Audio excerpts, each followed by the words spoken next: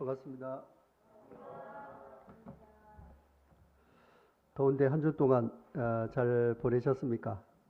예, 날씨가 진짜 장난이 아닌 것 같습니다. 건강에 유의해야 되고 코로나가 이제 다시 그 확산이 되는 추세여서 금정교회도 확진자가 나왔는데 부작용 없이 잘 낫기를 우리가 기도하고 또 더 이상 확진 나오지 않도록 우리가 서로 기도하면 좋을 것 같습니다. 저번 주에 금정교회 와가지고 참 MT를 하려고 했는데 작년에 코로나 때문에 못하고 미루다가 바베큐 파티를 했는데 참 너무 좋은 시간이었던 것 같아요. 그래서 이제 성도님들과 함께 음식을 나누는 그와 같은 시간도 참 좋았고 그 이후에 간증하고 찬양하고 또 간증하고 찬양하는 그 시간이 저에게는 너무 감동이 되고 또 격려도 많이 되는 이 좋은 시간이었습니다. 오늘 창세기 28장 10절에서부터 16절까지 우리가 한번 보도록 하겠습니다. 구약 성경 40페이지입니다.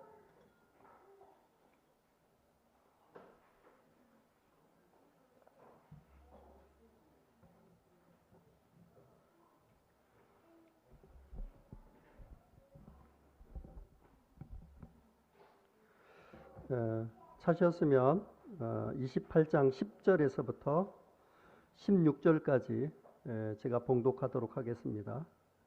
야곱이 부알세베를 떠나 하란으로 향하여 가더니 한 곳에 이르러 해가 진지라. 거기서 유숙하려고 그곳에 한 돌을 가져다가 베개에 삼고 거기에 누워 자더니 꿈에 본즉 사닥다리가 땅 위에 서 있는데 그 꼭대기가 하늘에 닿았고 또 본즉 하나님의 사자들이 그 위에서 오르락 내리락 하고 또 본즉 여호와께서 그 위에 서서 이르시되 나는 여호와니 너희 조부 아브라함의 하나님이요 이삭의 하나님이라. 내가 누워 있는 땅을 내가 너와 네 자손에게 주리니 네 자손이 땅의 티끌같이 되어 내가 서쪽과 동쪽과 북쪽과 남쪽으로 퍼져나갈지며 땅의 모든 족속이 너와 네 자손으로 말미암아 복을 받으리라. 내가 너와 함께 있어 내가 어디로 가든지 너를 지키며 너를 이끌어 이 땅에 돌아오게 할지니라. 내가 내게 허락한 것을 다 이루기까지 너를 떠나지 아니하리라 하신지라. 야곱이 잠이 깨어 이르되 여호와께서 과연 여기 계시거늘 내가 알지 못하였도다. 그래서 오늘 주제를 말씀드린다면 아브라함의 하나님, 이삭의 하나님, 야곱의 하나님 이렇게 정해봤고요. 지금 읽은 창세기 28장은 야곱이 에서를 피해서 이제 밧단 아람으로 가는 도중에 꿈에서 본 이제 환상에 대한 이야기입니다. 이 성경에서 야곱에 대한 평가는 좀 이 부정적인 평가를 하는 시각이 있습니다. 야곱은 얍삽하고 또 잔꾀를 굴리고 자기 힘으로 인생을 살았다는 이런 이미지가 우리 인식 속에 되어져 있습니다. 그러나 성경에서는 그렇게 평가하고 있지 않다는 사실을 오늘 여러분과 함께 교제하고 싶습니다. 이제 이 구약에서 이스라엘 사람들이 하나님을 부를 때 아브라함의 하나님, 이삭의 하나님, 야곱의 하나님이라는 이 많은 곳에서 기록하고 있음을 우리가 알 수가 있습니다. 야곱의 할아버지 아브람으로 시작됐던 이 믿음이 아버지 이삭으로 전달되는 신앙의 이 계보가 야곱은 어떻게 감당하는지 성경을 통해서 오늘 살펴보기를 원합니다. 그러면 우리가 갖고 있던 야곱의 이미지와 성경에서 말하는 야곱의 인생에 대한 그 평가가 차이가 많다는 것을 알게 될 것입니다. 그러면 먼저 이 시작되는 창세기 12장 한번 가보도록 하겠습니다. 창세기 12장 1절에서부터 이 3절까지 구약 14페이지입니다.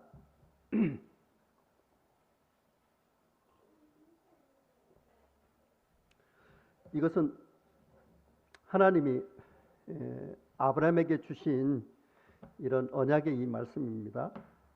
자, 우리가 다 함께 읽어볼까요? 12장 1절에서 3절까지 시작. 여호와께서 아브라함에게 이르시되 너는 너의 고향과 친척과 아비 집을 떠나 내가 내게 보여줄 땅으로 가라.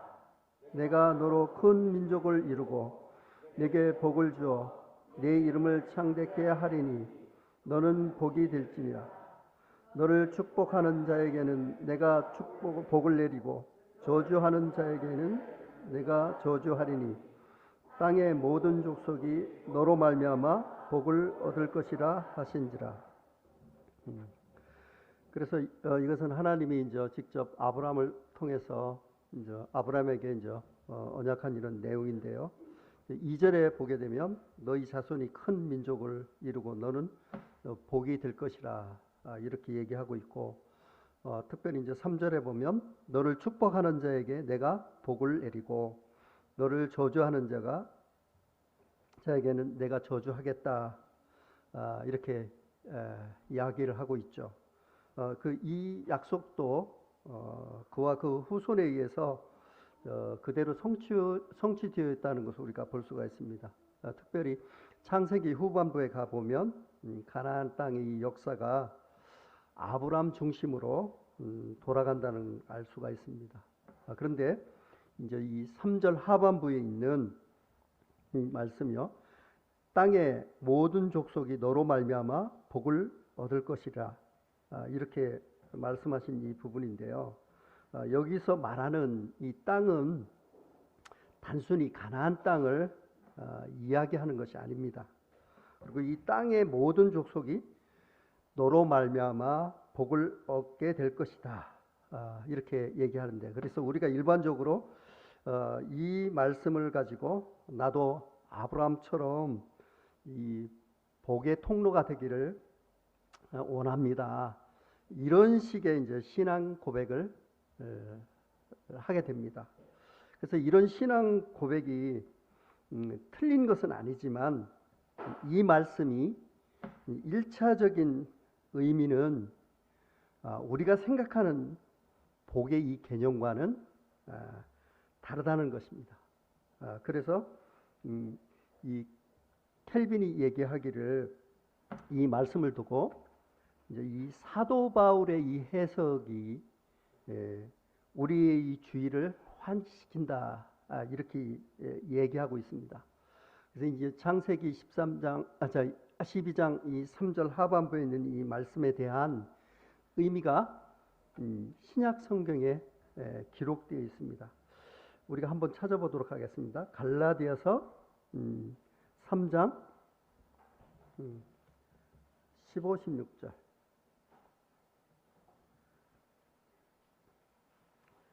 예, 305페이지 됩니다. 신약.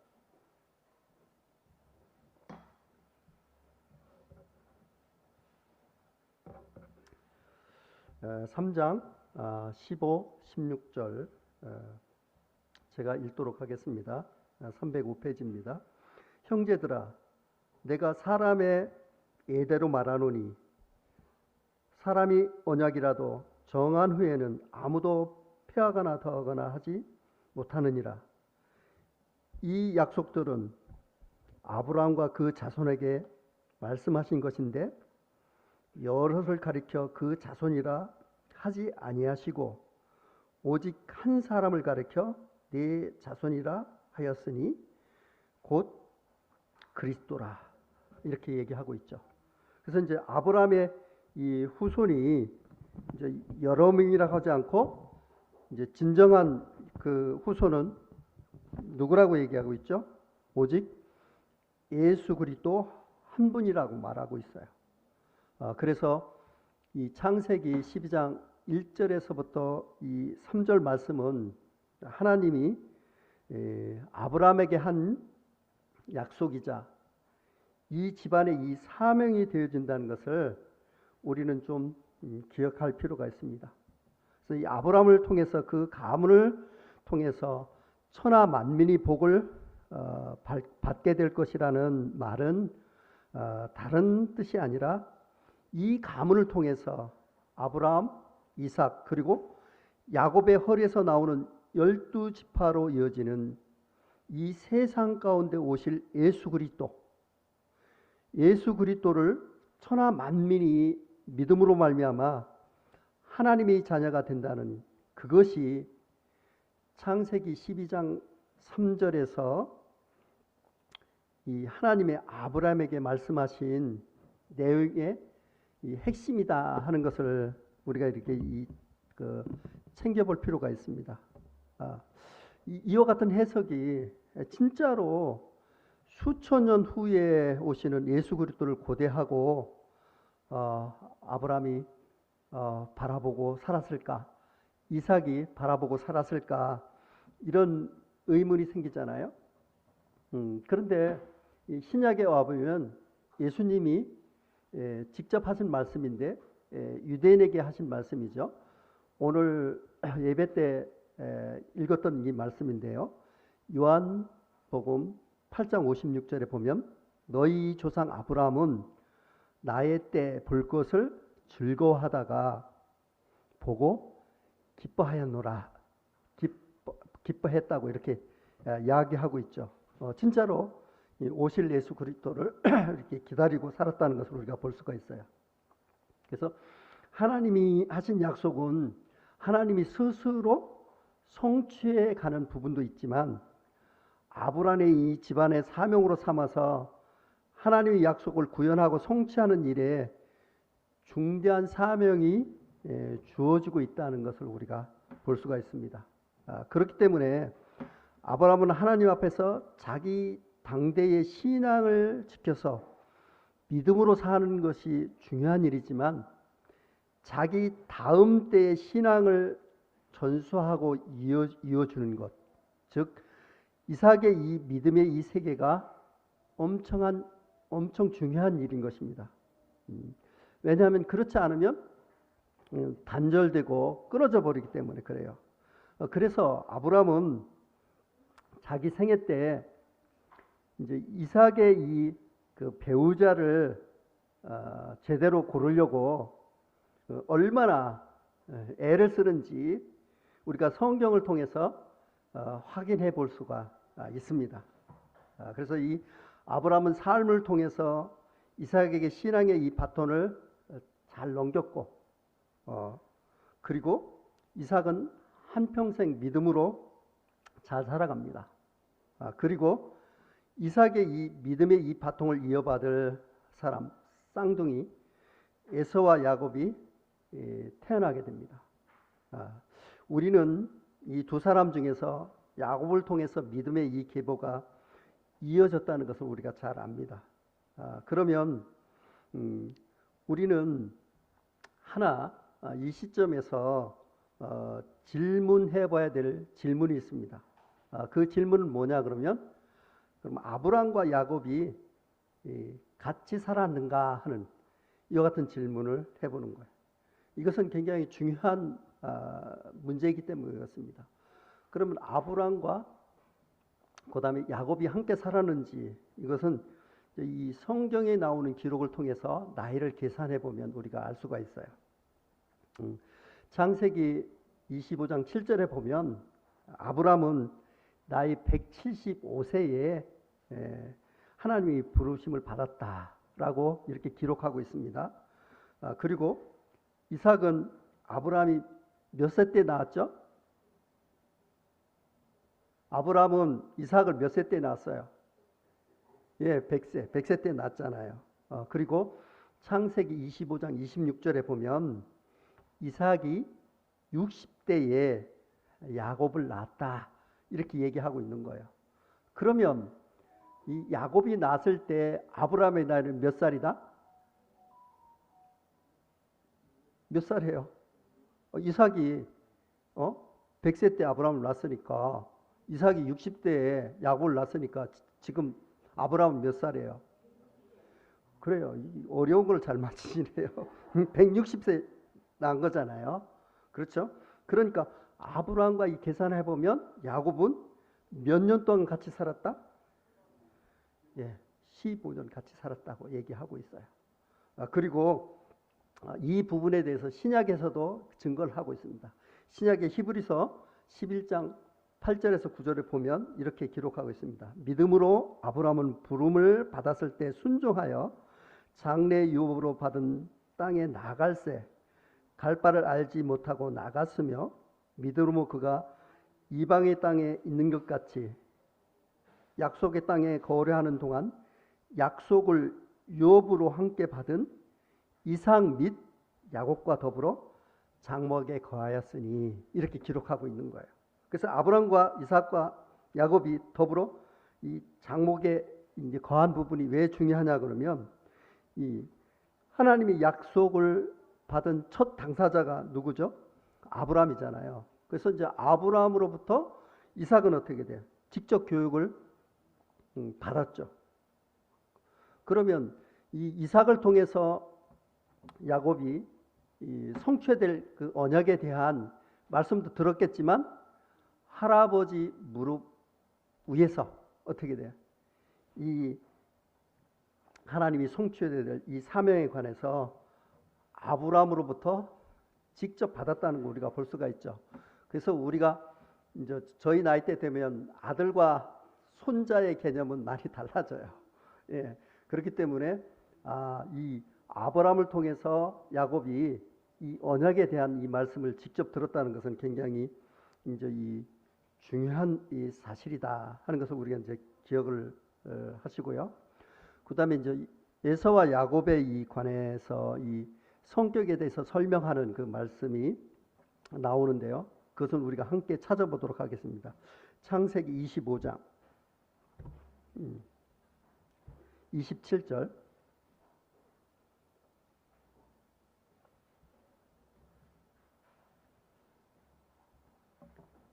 자, 구약 35페이지입니다. 찾으셨나요? 자, 25장 27절 찾았으면 우리 함께 읽어볼까요? 시작. 그 아들이 장성함에 에서는 익숙한 사냥꾼이었으므로 들 사람이 되고 야곱은 조용한 사람이었으므로 장막에 거주하니. 그래서 이제 에서는 익숙한 사냥꾼이었기 때문에 들에 나가서 짐승도 잡고 남자다운 사람으로 자랐고 야곱은 남자답지 못해서 집에서 노는 조용한 사람이었다. 근데 우리는 이 창세기 25장 27절을 이렇게 보통은 이해하고 있는데요. 그런데 이 말씀은 두 사람의 이 성격 대조를 넘어서 함축적인 의미를 담고 있다는 것입니다. 여기서 보면 에서는 익숙한 사냥꾼이라고 말하고 있는데 이 사냥꾼이라는 이 단어는요. 창세기에서 딱 한 번 창세기 10장에 나오게 됩니다. 그래서 이 노아의 아들 세 사람이 있었죠.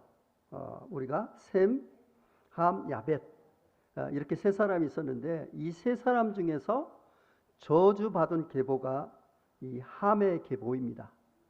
이 함의 계보에서 태어났던 입은 옷을 용감한 사냥꾼이라고 말하고 있어요. 이것은 뭔가 하면 창세기 25장 27절에서 에서의 이 중심의 상태, 마음의 이 상태가 자기의 이 즐거움을 쫓아서 살아가는 인생이라는 정보를 우리에게 비춰주고 있는 것을 우리가 이제 볼 수가 있습니다. 그리고 야곱에 대해 이제 직접적으로 뭐라고 되어 있냐면 야곱은 조용한 사람이었으므로 이렇게 나오죠. 그리고 조용한. 그래서 이제 우리가 보통 남다잡지 않고 이제 조용한 이런 사람이다. 이렇게 이제 보통은 기억하고 있는데 이제 이 조용한이라는 단어의 원어 히브리서에 보면은 탐입니다. 탐. 그래서 이제 이게 무슨 뜻이냐 그러면 완전한, 온전한, 순전한 이런 뜻이에요. 원래 그 뜻이. 그래서 이 성격, 사람들의 이 성격에 대해서 탐으로 묘사하는 사람이 성경에서는 있는가? 우리가 이 찾아보면 두 사람이 있습니다. 그 두 사람은 누구냐면 우리가 창세기 보면 노아는 당대의 완전한 자라 이렇게 얘기하고 있고 욥기 1장에 보면 욥은 뭐냐 그러면 온전하고 정직하여 이렇게 얘기하고 있습니다. 그래서 이 똑같은 단어를 노아에게는 뭐예요? 완전함. 그 다음에 욥에게는 온전함으로 이렇게 번역하고 있다는 사실이에요. 그래서 이 원문 뜻대로 번역하면 야곱은 온전한, 완전한 사람이었으므로 장막에 거주하니입니다.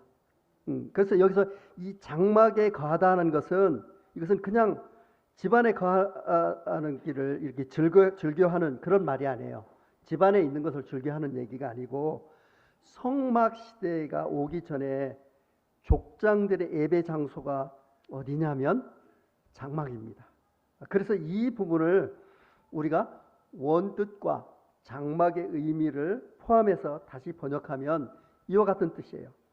야곱은 순전하고 완전하여 장막에 거하면서 하나님을 예배하기를 기뻐했던 사람이고 에사는 언약의 길에서 이탈하여 니므롯의 이 정신으로 세상 가운데 자기의 즐거움과 정욕에 빠져서 자기 길로 간 사람이라.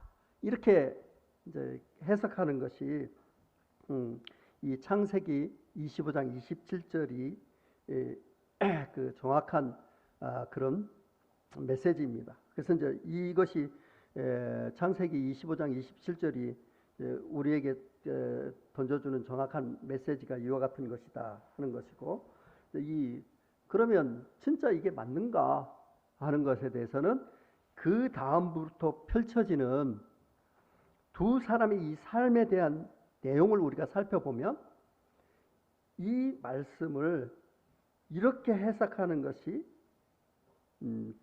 참으로 합당하다 하는 것을 우리가 이제 알 수가 있습니다. 그래서 이제 여기 에서의 이 삶, 또 야곱의 이 삶을 우리가 이제 살펴보면 에서는 이 사냥을 하고 와서 배가 몹시 고프니까 이 팥죽 한 그릇을 장작권에 누구한테 팔아요? 동생 야곱에게 팔아버리잖아요. 그것이 이제 창세기 25장에 나오는데 이제 이렇게 에서가 팥죽 한 그릇에 이 장작권을 야곱에게 팔았다. 이 말도 우리는 어떻게 생각하냐면 야곱이 이 잔머리를 굴려가지고 형이 이 장작권을 빼뜨렸다. 보통 이렇게 해석하고 우리가 갖고 있는 것이 그 경향이 있습니다. 그것이 누구의 생각입니까? 우리의 어떻게 돼? 주관적인 생각이 개입되었다는 것입니다. 그래서 이 매튜 헨리는 야곱이 이 장작권을 얻은 거에 대해서 뭐라고 얘기하고 있냐면 영적인 은혜를 사모한 것이다 라고 이렇게 말하고 있습니다. 그리고 또 무엇보다도 중요한 것은 성경에서 이 장작권에 대해서 야곱에 대해서 언급하는 것은 전혀 없지만 에서에 대해서 아주 비판하는 걸 볼 수가 있어요. 그것은 히브리서 12장 16, 17절에 보면 이렇게 기록하고 있어요. 음행하는 자와 혹 한 그릇의 음식을 위하여 장자 명분을 판 에서와 같이 망령된 자가 없도록 살피라. 그래서 이 장자권을 음식 한 그릇에 파는 것을 뭐에 비유하고 있냐면 음행하는 자와 같이 이게 놓고 있는 것을 보고 있고요. 그리고 뒤에 이 장자권을 팔고 나서 그 축복을 다시 얻기 위해서 애달복걸하고 그리고 에서가 야곱을 죽이려고 했던 그 장면을 우리가 알고 있잖아요. 그 17절에 보면 너희가 아는 바와 같이 그가 그 후에 축복을 이어받으려고 눈물을 흘리며 구하되 버림바가 되어 회개할 기회를 얻지 못하였느니라. 그 회개할 기회도 얻지 못했다. 이 신약 성경에서는 얘기하고 있는 것을 우리가 볼 수가 있습니다. 그래서 이제 실질적으로 에서는 아버지가 이어왔던 그 믿음의 헌신, 이 신앙의 계보를 이어가는데 전혀 관심이 없던 사람입니다. 내가 배고픈데 장자권이 무슨 필요가 있냐고 팔아버린 그런 사람이죠. 또 그가 펼쳐지는 이 삶의 모습이 어떠한지 성경에서 기록하고 있는 것을 우리가 한번 보도록 하겠습니다. 그래서 이제 이 결혼에 대해서 창세기 26장 34절에서부터 35절 우리가 한번 찾아보도록 하겠습니다. 37페이지입니다.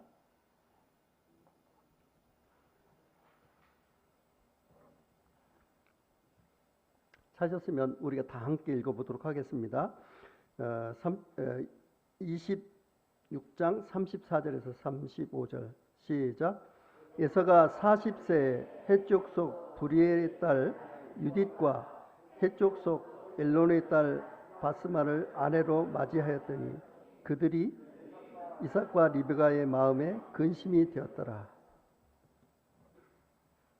이 장자인 에서가 아버지가 지켜왔던 이 신앙의 걸음을 전혀 관심이 없고 이 신앙의 걸음에서 이제 가장 중요한 것이 이 결혼의 이 문제인데 40대 때 하나님과 전혀 그 관계가 없는 하나님을 경외하지도 않는 이방 여인과 결혼을 하게 됩니다.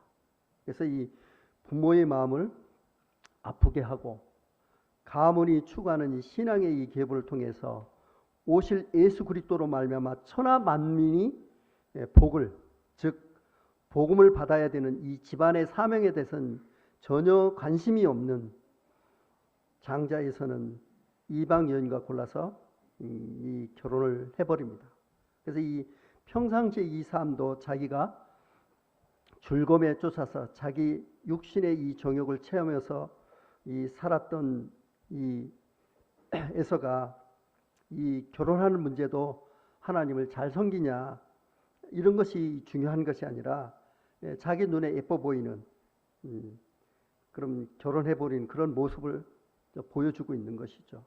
그리고 이 부모님이 이방인과 이 결혼하는 것을 기뻐하지 않는 것을 보고도 또 어떻게 돼요? 이방인과 결혼하는 장면이 나오게 됩니다. 넘겨서 28장 8절에서 9절 보게 되면 이렇게 부모님이 걱정하는데도 또 이방인하고 결혼하게 돼요. 여기 보면 28장 8절에 보면 에서가 또 본즉 가나안 사람의 딸들이 그의 아버지 이삭을 기쁘게 하지 못하는지라. 이에 에서가 이스마엘에게 가서 그 본초들 외에 아브라함의 아들 이스마엘의 딸이요 느바요스의 누이인 마알랏을 아내로 맞이하였더라. 그래서 여기서 보게 되면 에서가 취하는 것은 자기의 이 욕심과 자기의 육신의 이 즐거움 가지고 살았다는 것을 우리가 이제 알 수가 있고요. 그러면 이와 같은 이 사실에 대해서 그 부모에게 어떤 고통을 주었는지에 대해서 성경은 간략하게 기록하고 있습니다. 그걸 한번 찾아보면 창세기 27장 46절, 39페이지입니다.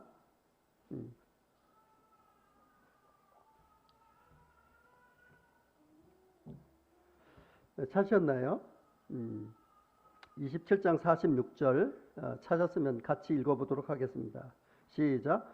리브가가 이삭에게 이르되 내가 햇사람의 딸로 말미암아 내 삶이 싫어졌거늘 야곱이 만일 이 땅의 딸들 곧 그들과 같은 햇사람의 딸 중에서 아내를 맞이하면 내 삶이 내게 무슨 재매가 있으리까.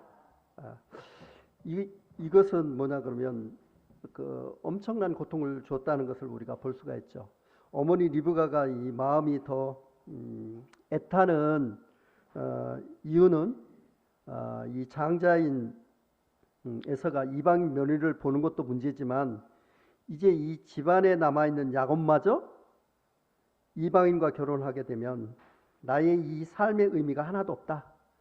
왜냐하면 이삭과 리브가는 이 신앙의 이 계보를 이어가는 것을 이 실패하는 것은 차라리 죽는 것이 낫다고 이렇게 생각하고 있는 것을 우리가 이제 볼 수가 있습니다. 그래서 이제 야곱마저 이방 여인과 결혼한다면 내 인생은 참으로 완전히 실패한 것이다. 그래서 리브가가 야곱을 paddan 아람에 보내게 됩니다. 또 이것을 우리는 형의 에서의 이 협박 때문에 죽을까봐 야곱이 paddan 아람으로 도망갔다 이렇게 단순히 이렇게 생각하는데 이 말씀은 틀린 말은 아니지만 그거보다 더 중요한 이 야곱의 이 결혼 문제가 있는 것입니다. 왜냐하면 paddan 아람에는 하나님을 사랑하고 경외하는 신앙의 흐름이 있는 외삼촌 라반의 집이 있는 것이죠. 그래서 우리가 이제 우리 오늘 처음에 읽었던 그 본문 이 말씀을 보통 뭐 주일학교에서 이 야곱이 paddan 아람으로 떠나갔을 때 이 봤던 이런 것들을 보면 보통 이렇게 설명하죠. 이 소년 야곱이 어머니가 싸주는 도시락을 가지고 멀고 먼 1600km나 되는 그 먼 길을 떠났다. 이제 이렇게 보통은 얘기하고 있는 것을 우리가 이제 볼 수가 있죠. 그래서 이제 이 야곱이 외산집을 떠날 때는 나이가 얼마가 됐는지 하는 것을 우리가 한번 생각을 해보도록 하겠습니다. 이 paddan 아람으로 창세기 28장에 나오는 이때 야곱의 나이. 에사가 몇 살 때 결혼했다고 했죠? 40세. 그러면 에사가 40살이면 야곱은 몇 살입니까? 야곱은 몇 살이에요? 그렇죠. 쌍둥이니까 40살이죠. 쌍둥이잖아요. 그러니까 똑같이 40살이잖아요. 이렇게 어려운 거를 맞추시다니. 그래서 이제 이 에서가 결혼하고 나서 바로 야곱이 paddan 아람으로 떠난 것이 아닙니다. 야곱이 paddan 아람으로 떠나갈 때 나이는 우리에게 상상을 초월해요. 몇 살이냐면 77세입니다. 77세. 그래서 이 성경을 통해서 우리가 확인을 한번 해보도록 하겠습니다.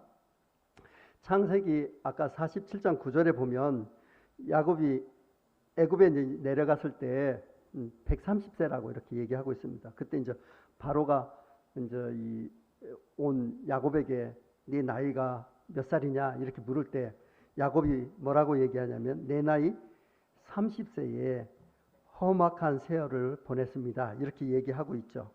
그렇죠. 그러면 이 요셉이 있는 이곳에 갔을 때 나이가 야곱이 몇 세요? 130세잖아요. 그렇죠. 계산을 잘 하셔야 돼요.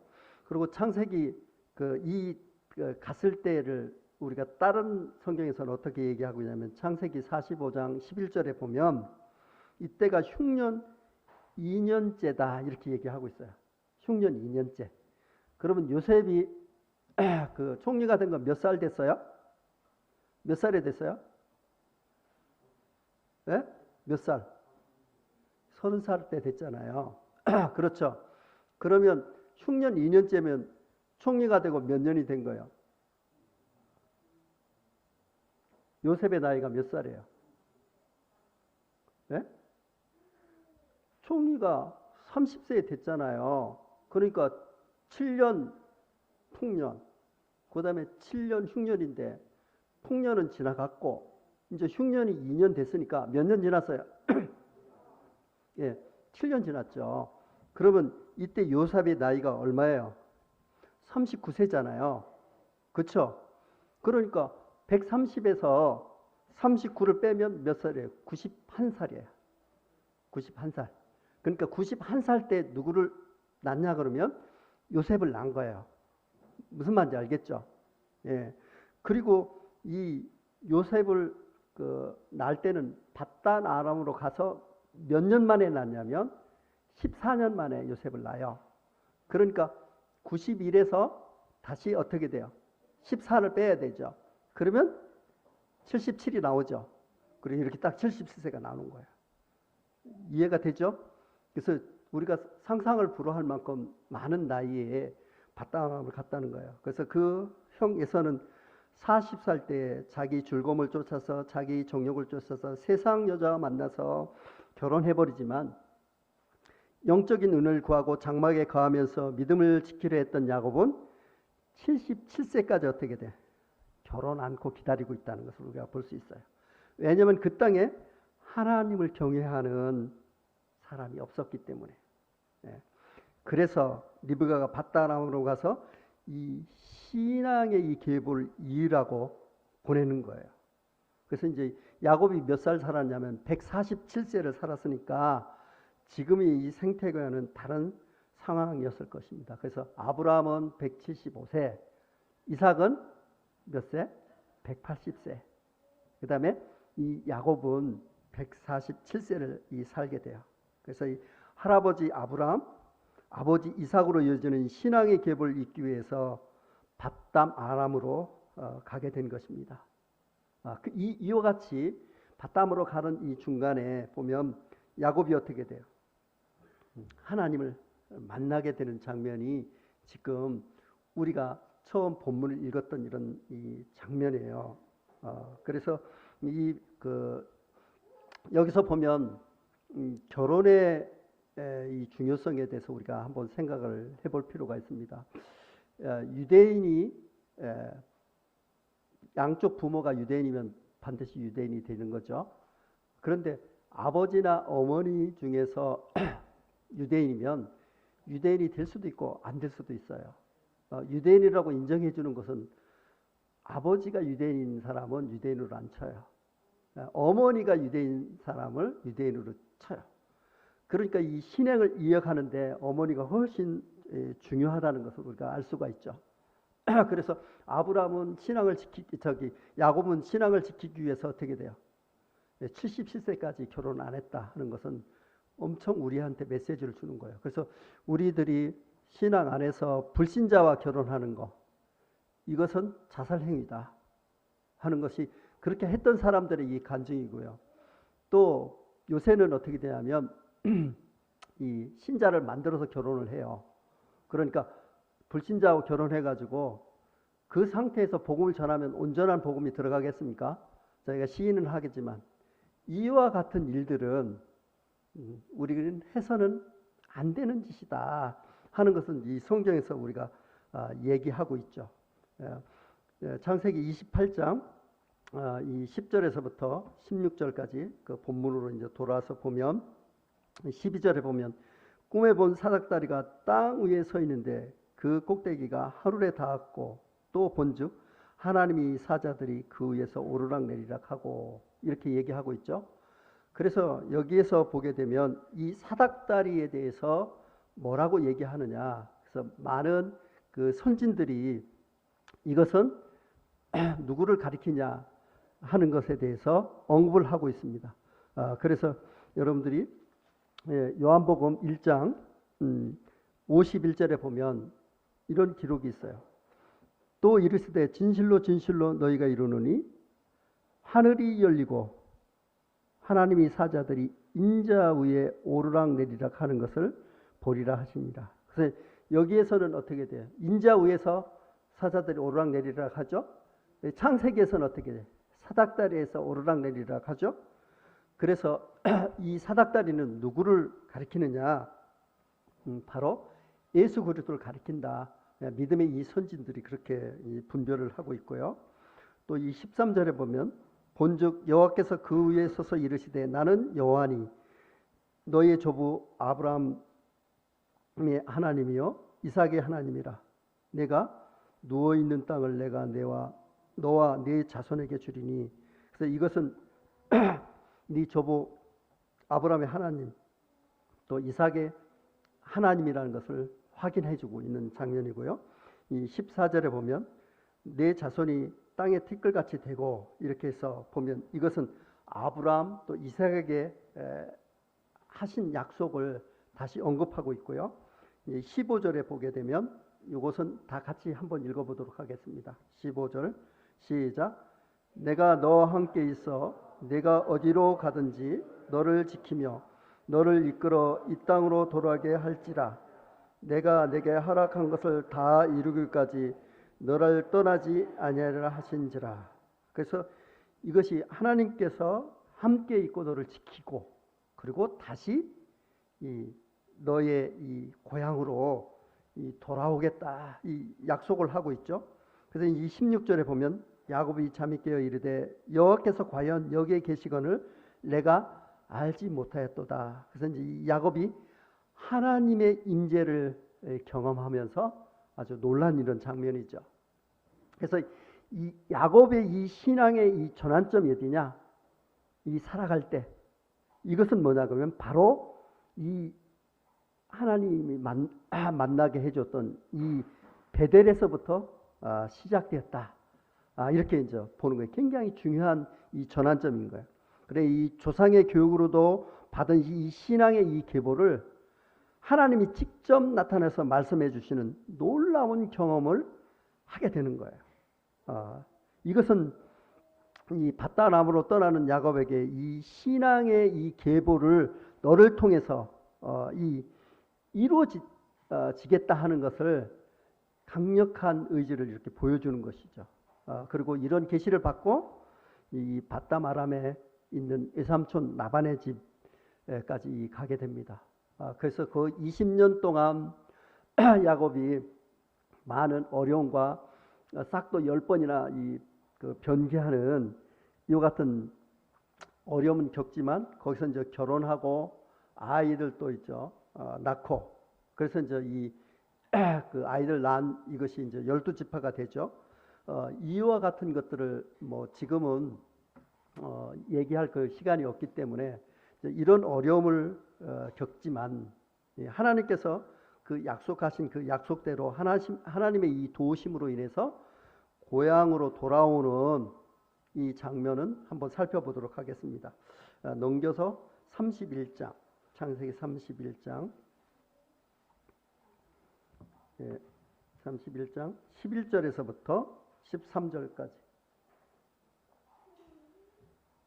찾으셨습니까? 제가 한번 읽어보도록 하겠습니다.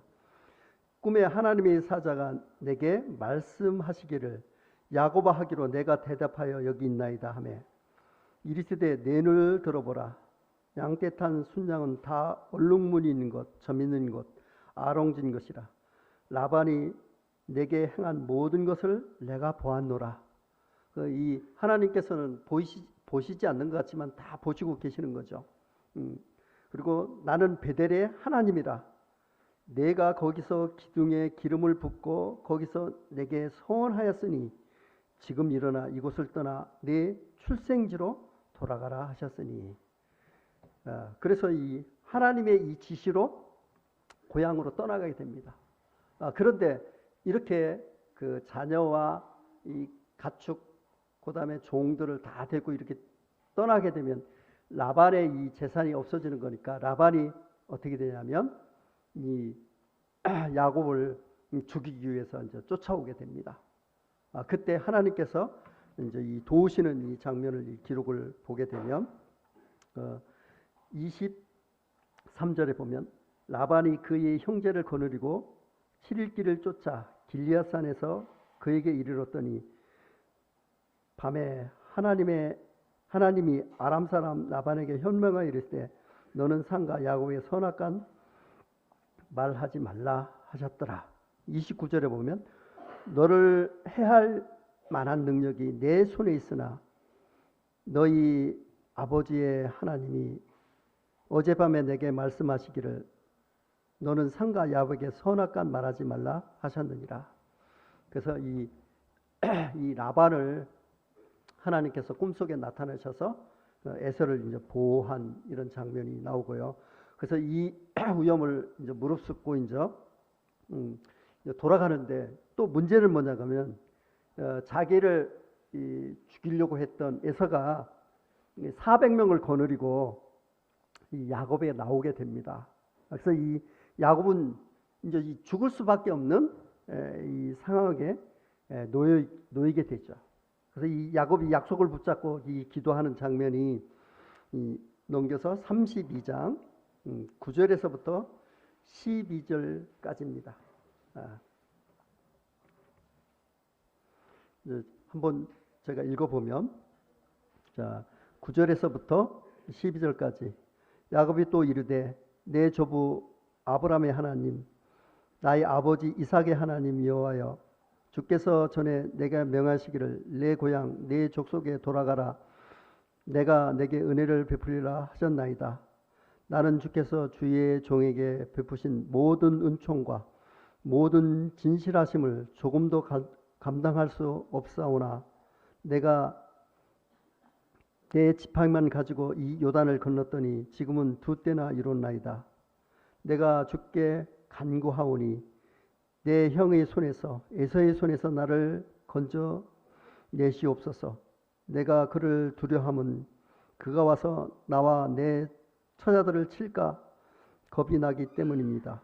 주께서 말씀하시기를 내가 반드시 내게 은혜를 베풀어 내 씨로 바다에 셀 수 없는 모래와 같이 많게 하리라 하셨나이다. 이 야곱이 그 에서의 우요로부터 이제 자기와 자기 가족을 지켜달라고 기도하는 것은 맞지만 기도 내용을 보면 그 중심이 하나님의 약속을 이제 붙잡고 기도하고 있다는 것을 우리가 볼 수가 있습니다. 그래서 12절에 보면 주께서 말씀하시기를 내가 반드시 내게 은혜를 베풀어 내 씨로 바다에 셀 수 없는 모래와 같이 많게 하리라 하셨으니, 그래서 이제 이 12절을 보면 아브라함에게 주셨던 약속이잖아요. 이 약속이. 그리고 또 이 약속이 누구한테도 주었던 약속이냐면 이삭에게도 주었던 약속이죠. 그리고 야곱에게도 분명히 약속해 줬던 그런 약속으로 우리 가문이 그리스도께서 이 세상에 오시게 하는 이 사명을 이루게 하신다는 약속을 하셨으니까 저와 제 아내와 이 자식들을 지켜주십시오. 그 약속 붙잡고 야곱이 기도하고 있는 것입니다. 이렇게 이제 기도하고 또 자기 생각대로 자기 계획대로 준비하고 있을 때 이 약복강에서 어떤 사람이 날이 새도록 야곱과 씨름하는 이런 장면이 나오게 됩니다. 그래서 이 32장 24절을 한번 보도록 하겠습니다.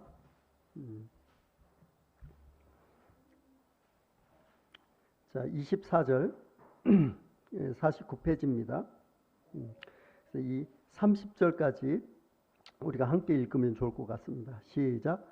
야곱은 홀로 남았더니 어떤 사람이 날이 새도록 야곱과 씨름하다가 자기가 야곱을 이기지 못함을 보고 그가 야곱의 허벅지 관절을 치매 야곱의 허벅지 관절이 그 사람과 싸울 때에 어긋나더라. 그가 이르되 날이 새려 하니 나로 가게 하라. 야곱이 이르되 당신이 내게 축복하지 아니하면 가게 하지 아니하겠나이다. 그 사람이 그에게 이르되 내 이름이 무엇냐? 그가 이르되 야곱이니이다. 그가 이르되 내 이름을 다시는 야곱이라 부를 것이 아니요 이스라엘이라 부를 것이니 이는 내가 하나님과 및 사람들과 겨루어 이겼음이라. 야곱이 청하여 이르되 당신의 이름을 알려주소서. 그 사람이 이르되 어째여 내 이름을 묻느냐 하고 거기서 야곱에게 축복한지라. 그러므로 야곱이 그곳 이름을 브니엘이라 하였으니 그가 이르기를 내가 하나님과 대면하여 보았으나 내 생명이 보존되었다 함이더라. 그래서 여기서 보게 되면 이제 이 어떤 사람이라고 이렇게 얘기하고 있죠. 어떤 사람이. 그래서 이 어떤 사람이 누구일까요? 이 천사장이라는 견해도 있습니다. 그런데 야곱이 30절에서 이 그를 뭐라고 불러요? 하나님이라고 부르고 있잖아요. 그래서 단순히 이 천사장이 아니라 이 이제 구약에서 표시하는 여호와의 사자 혹은 여호와 이 천사로 이렇게 표시하고 있는 성육신 하시기 전에 그리스도로 이 보는 것이 이제 주류의 이 해석입니다. 그래서 어떤 사람은 그래서 여기서 보면 여호와의 이 천사로. 그런데 그 천사는 누구냐 그러면 성육신 하시기 전에 예수 그리스도다. 이렇게 이제 보는 것이 대부분의 이제 이 성경 해석자들의 이 이야기이기 때문에 그래서 이제 하나님의 이 천사로 우리는 그렇게 보도록 하겠습니다. 그래서 이 4절에 보게 되면 야곱이 홀로 남았더니 어떤 사람이 날이 새도록 야곱과 씨름하다가 이 싸움의 주체가 누구죠? 야곱이에요. 어떤 사람이에요? 그러니까 주격이 어디에 붙었어요? 어떤 사람이잖아요. 그 어떤 사람, 그러니까 하나님의 이 천사가 싸움을 이제 걸어왔다는 것을 이제 우리가 이제 볼 수가 있고 이런 부분을 뭐 자세하게 얘기하자면 시간이 많이 걸리지만 이것을 일단은 아시고요. 이 약복강 나루토에서 이제 여호와 이 천사와 이제 씨름했다고 이렇게 기록하고 있는데 사실은 이 씨름했다기보다는 야곱이 매달려서 나를 축복해 주세요. 축복해 주지 않으면 나는 그냥 보내드릴 수 없습니다. 하고 사실 매달리는 이런 이 장면이죠. 그래서 이제 우리가 여기 집중해야 될 이런 부분들은 뭐냐면 이제 이 야곱이 이제 구했던 이 축복이 어떤 거냐, 그 축복의 내용이 어떤 것이냐 하는 것이 우리가 이제 중요한 관점으로 오늘 이제 보기를 원합니다. 그러면 이 야곱이 그렇게 이제 예전에는 뭐냐 그러면 여기서는 허벅지라고 했는데 환도뼈예요. 환도뼈 하면 쉽게 얘기하면 뭐냐면 엉치뼈다 이렇게 생각하시면 돼요. 엉치뼈. 그래서 이제 이 야곱이 이 천사와 어떻게 돼요? 막 매달리면서 끝까지 구했던 그 축복이 무엇인지 그렇게 알아보려고 한다면 맨 마지막에 이제 야곱에게 하나님이 이 천사가 했던 말을 이제 확인해 보면 알 수가 있죠. 그래서 이제 다른 그 이전의 버전에는 여기 이제 환도뼈라고 나와요. 그래서 이제 야곱이 이 환도뼈를 치면서 야곱의 이름을 바꾸잖아요. 이제는 야곱이라 아니하고 이스라엘이라 하라. 그래서 이스라엘이 뭡니까? 이스라엘. 이스라엘인 것은 뭐냐면 야곱의 헐에서 나온 12 아들들이 어떻게 돼요? 낭주의 이스라엘 형성하는 거잖아요. 그래서 이 야곱이 축복해달라고 했던 그 내용은 다른 것이 아니고 저로 하여금 이 언약을 이어가겠다는 확증을 해 주십시오. 그 전에는 못 놓습니다. 이런 얘기인 거죠. 그래서 하나님의 이 천사가 너의 이름을 야곱이라 하지 말고 이스라엘이라 해라. 이렇게 얘기하고 있는 거죠. 내가 어떻게 이 살아온 것이 중요한 것이 아니라 할아버지 아브라함, 아버지 이삭이 이어왔던 믿음의 이 계보가 나로 인하여 중단되지 않도록 특별히 에서의 공격으로 말미암아 중단되지 않고 이어진다는 분명한 응답을 해 주십시오. 이것이 야곱의 이 축복의 이 기도입니다. 환도뼈를 치면서 너를 통하여 이 신앙의 계보가 이어질 것이다. 이렇게 얘기하고 있는 것이죠. 그래서 이제 이 환도뼈를 친 이런 사건을 어떤 신학자들은 이제 어떻게 얘기하고 있냐 그러면 그 하나님이 이 천사가 이 야곱에게 하나님의 은혜를 영원히 기억할 수 있는 형식으로 그의 몸에 새겨 넣었다. 이렇게 얘기하고 이제 뒤에 보게 되면 이 환도뼈에 관한 것은 그 후손들이 먹지 않았다. 이렇게 얘기하고 있고요. 이와 같은 것을 기록하고 있죠. 그래서 환도뼈를 쳤으니까 야곱은 어떻게 되겠습니까? 장애인이죠. 절뚝절뚝하게 하지 않습니까? 그 장애인이 절뚝거리면서 그 걸을 때마다 하나님의 언약이 성취된다는 그 확신을 어떻게 돼? 하면서 마지막까지 걸어갔던 사람, 그 사람이 누구냐? 야곱이라는 것이죠. 그리고 여기 야곱이 많이 계획했던 이런 것들이 참 아무 쓸모가 없고 하나님이 인도다 하는 것을 34절, 3절에서 4절 보면 우리가 또 알 수가 있습니다. 이제 33장 3절에서 4절, 자기들이 그들 앞에 나아가되 몸을 7번 땅에 굽히며 그의 형 에서에게 가까이 가니 에서가 달려와서 그를 맞이하여 안고 목을 어긋맞춰 그와 입 맞추고 서로 우니라. 진짜 죽음 그 부분에 대해서 너무 염려했는데 어떻게 돼요? 라반의 마음을 달랬던 하나님이 에서의 마음도 달려서 어떻게 돼요? 이것을 완전히 야곱의 이 기도를 하나님께서 이루어주는 것을 우리가 볼 수가 있죠. 그래서 창세기 28장에서 이 베델에서 야곱에게 약속하신 것을 하나님께서 쭉 보면 신실하게 행하시는 이 하나님인 것들 우리가 이제 볼 수가 있습니다. 그리고 그 후에 이제 요셉이 총리가 되고 흉년이 돼서 아까 얘기했던 것 같이 야곱이 애굽 요셉에게 이제 가게 되는데 그때 바로가 요셉에게 묻잖아요. 그래서 내 나이가 얼마냐 이렇게 물었을 때 창세기 47장 9절에 보면 내 나그네 길이 세월이 30년이다. 내 나이가 얼마 못되나 우리 조상의 나그네 길에 연주에 미치지 못하나이다. 험악한 세월을 보냈나이다. 이렇게 얘기하고 있죠. 그래서 이 야곱이 진실로 험한 이런 삶을 살았습니다. 그 안에서 하나님 앞에서도 실수하고 허물이 많았던 날들, 또 괴롭고 힘들었던 날들도 많았고 하나님이 이 기뻐하지 않는 일들을 자기 인생에 채워있던 이런 부분도 많았지만 야곱은 죽는 날까지 놓치지 않았던 뭔가 놓치지 않고 끝까지 붙잡은 것은 뭐냐면 하나님의 언약을 이어가야겠다. 이것만큼은 어떻게 돼요? 우리가 붙잡고 살아야 되겠다. 이와 같은 삶을 사는 거죠.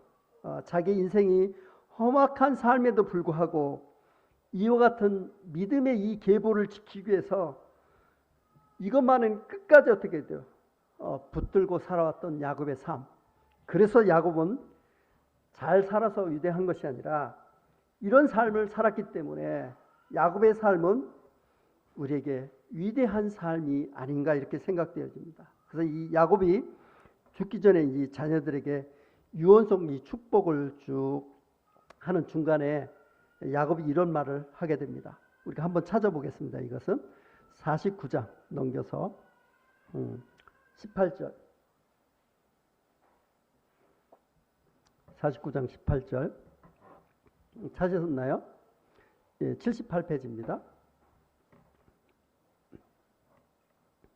자, 우리가 한번 읽어볼까요? 시작. 여호와여 나는 주의 구원을 기다리리이다. 이것이 야곱이 평생 갖고 있던 신앙의 2차 때입니다. 여호와여 나는 주의 구원을 기다리리이다. 야곱의 이 신앙관입니다. 그리고 유언하면서 이런 말을 하게 됩니다. 자, 넘겨서 48장 15절 48장 15절 보면 그가 요셉을 위하여 축복하여 이르되 내 조부 아브라함과 아버지 이삭을 섬겼던 하나님, 나의 출생부터 지금까지 나를 기르신 하나님, 나의 이 출생부터 지금까지 나를 기르신 하나님, 이것은 자기 인생을 인도하신 하나님에 대한 야곱의 마음을 얘기하고 있는 것입니다. 이 고백이 참 저의 마음에도 이 감동이 되어집니다. 야곱이 마지막 했던 그 고백, 나의 날 때부터 지금까지 나를 기르신 하나님, 어머니 뱃속에서부터 지금까지 하나님의 이 부르심을 받는 마지막 순간까지 나를 길러주신 하나님, 이 구원의 주를 기다리면서 야곱은 출생부터 죽음까지 인도하신 하나님을 찬양하면서 하나님의 이 부르심을 받게 됩니다. 야곱의 인생이 위대한 것은 여러 가지 인간적 실수나 허물은 있었지만 언약의 계보를 잇는 것, 이것을 생각하고 평생 걸어왔던 이 삶이 위대한 것입니다. 다른 부분에 실수가 있고 잘못이 있고 넘어짐이 있었지만 하나님의 언약을 이어가는 일에서만큼은 실패하지 않았던 사람, 그것이 야곱입니다. 이 메시지가 저와 성도들에게 던져주는 도전은 무엇이라고 생각하십니까? 오늘 주는 이 메시지가 우리한테 두어주는 의미는 무엇이라고 생각하십니까? 아브라함의 하나님, 이삭의 하나님, 야곱의 하나님. 우리는 에서의 길을 가는가, 야곱의 길을 가는가? 우리는 지금 물어봐야 되지 않겠습니까? 만약 야곱의 길을 간다면 어떻게 걸어가야 하나? 이 각자 자신에게 우리는 질문해 봐야 됩니다. 금정교회 이 성도님들은 야곱의 인생으로 비유한다면 어디쯤 맞다고 생각하십니까? 아마도 야곱이 베델에서 하나님을 만나서 야곱에 약속했던 이와 같은 그 비전을 보여준 것은 여러분들이 금정교회에 참여한 것이 아닐까 이렇게 생각해 봅니다. 그 다음은 야곱이 어려움 속에서도 하나님을 의지하고 12자녀를 통한 이스라엘의 12지파를 만들어내는 이 신앙의 계보를 이룬 것처럼 금정교회 이 성도들이 예수 그리스도의 이 십자가 사역을 통해 이루어지는 생명을 보완하는 복음 전도를 통해서 믿음의 이 계보를 이어야 하지 않겠습니까? 야곱이 밧다람으로 가는 도중에 베델에서 하나님의 언약을 받았다면 금정교회 성도들은 하나님 나라의 확장을 위해서 금정교회에 부르신 소명을 받은 것이 아니겠습니까? 그리고 이후에 야곱이 하나님의 언약의 믿음의 계보를 위해서 인간적인 실수는 있었지만 죽을 때까지 놓지 않았던 것처럼 금정교회 성도님도 죽은 종교 활동이 아니라 생명을 살리는 일에서 하나님 나라의 확장한 일이 죽을 때까지 놓지 말아야 하지 않겠습니까? 받은 소명을 사명으로 이루기까지 한 마음으로 걸어가야 되지 않겠습니까? 그리고 이 믿음의 이 계보를 다음 세대에 전수해야 될 사명이 우리에게 있는 것입니다. 다음 세대가 다른 세대가 되지 않도록 나를 날 때부터 지금까지 나를 기르신 하나님, 여호와여 나는 주의 구원을 기다리리이다. 야곱의 이 간증이 우리 간증이 되는 이 순종의 길을 우리 함께 걸어갑시다. 아브라함의 하나님, 이삭의 하나님, 야곱의 하나님, 금정교의 하나님, 나의 하나님. 기도하겠습니다.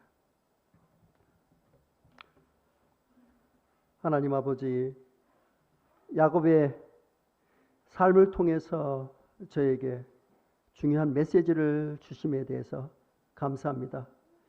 야곱이 허물 많고 자기 계획과 꾀대로 살아 많은 허물이 있지만